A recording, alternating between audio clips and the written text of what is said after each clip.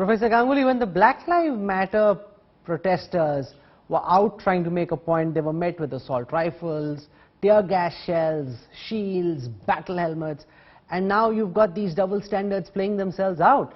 It's almost as if the law and the law enforcers are not acting equally. Why do you think the law enforcement was so soft on these protesters who stormed Capitol Hill? Because bluntly stated, there is a streak of racism that runs right through the spine of American society. We cannot elide over this tragic fact. And this has been brought to the fore by the demonstrations that have taken place over the course of the past year. And of course, it has to also be attributed to the Trump Justice Department, which has had completely differential standards for black people and for white protesters. White protesters are dismissed as being as mentally unstable, as being marginal, as being fringe groups, but black protesters are depicted as terrorists and potential threats to the republic.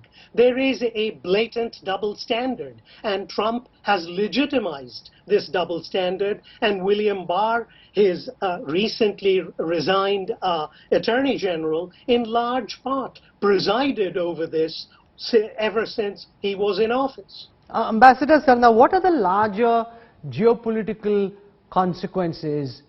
You very naturally have, Xi Jinping in Beijing rubbing his hands in glee, smiling and laughing, because this is not just a repudiation of Donald Trump, but of the American order, of the American way of life, of America's values which they like to export. Now China can turn around and say that look at how we run our system in an authoritarian fashion, we seem to be doing better than a liberal democracy.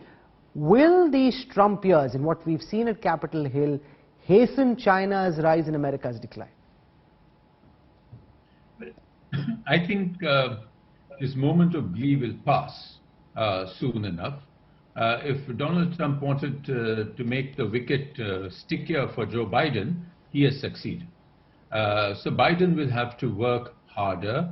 The US will have to recover its credibility first by demonstrating strength at home, both in the control of the pandemic as well as the control of the economy, as well as the control over the process of social healing. I don't think they are in the game of trying to convert China's values.